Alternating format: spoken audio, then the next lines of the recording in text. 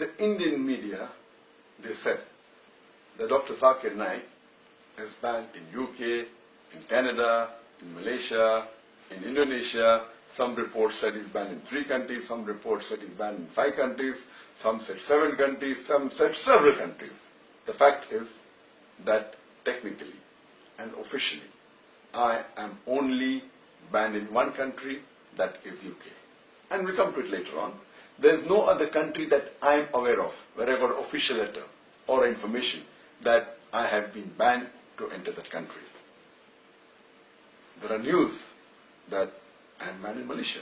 In fact, hardly 3 years back, in November 2013, I got the Toko Mahathir Award, which is the highest award in Malaysia given by the King of Malaysia and the Prime Minister of Malaysia. Imagine the intelligence of Malaysia, but natural, they made my records and then gave this award to me.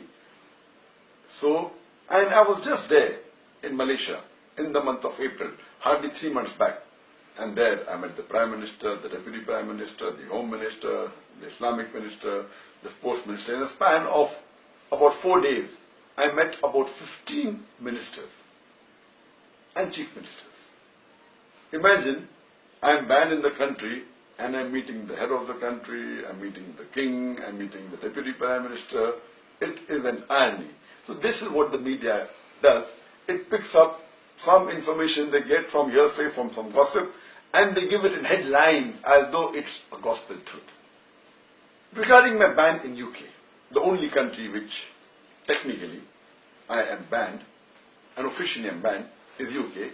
And to tell you correctly, the word banned is not appropriate because in UK, banned means the person who's banned, his lectures cannot be heard on the radio, on the television, his books cannot be sold. That is the meaning of ban. The right technical word for the UK is I am excluded. Excluded means my entry is not allowed in the country of UK. And to know the background of this, in the year 2009, just to tell you, I've been to UK several times. I've been there more than 14, 15, more than 20 times. And the last time I was there, in 2009, the head of the anti-terrorism department, that is Charles Farr, he sent an officer who told me that you have a reach and you can reach those young Muslims whom we cannot. So will you help us? And I told them, I'm most willing to help you, as long as you guarantee me 2 things. Number 1, you should not ask me to do anything against the Quran, which is the word of Almighty God, and the Sahih Hadith, which is the saying of Prophet Muhammad, peace be upon him. And they agreed. So imagine the head of the anti-terrorism department wanted my help to reach those people who they could not reach, and I'm aware that my popularity is there in different parts of the world, especially in UK. But just a few months later, in the year 2010, the Labour Party, which was ruling, it lost the election, and the Conservatives came to power. And in about 3 weeks' time, less than 1 month coming to power, the Home Secretary Theresa May, she sent an official notice and said that I am not allowed to enter the country, though I had a valid visa, which was issued in 2009 for 5 years. It was a multiple entry visa, and it said that I am not conducive to the society of UK. And they quoted few sentences from my speeches, and one speech she quoted that I gave in UK was that I said in my speech in UK that I condemn the 3,000 Americans killed in the 9/11 attack. I condemn more than 50 people killed in the tube bomb blast in London.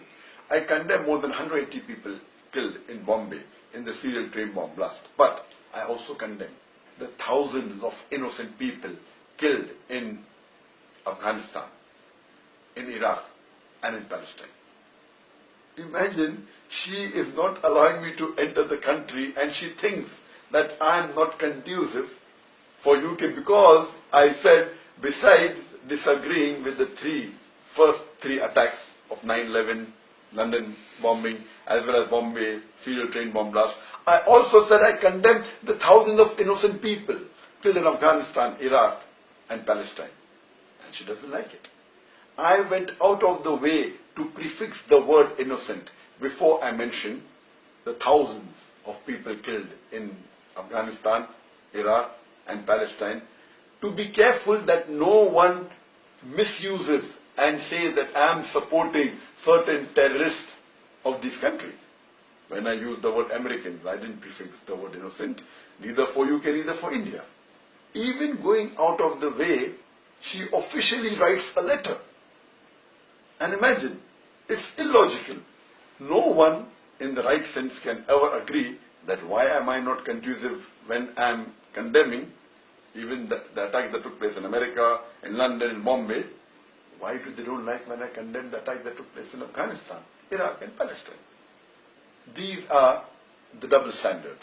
So because of this, this letter said, I'm not allowed to enter. And normally, and technically, this is valid for 3 years. And that 2010 it was issued. So this letter was valid till 2013. So technically, I can apply for a visa for UK. As far as all the other countries in the world are concerned, I don't know of any other country in the world where I have been banned.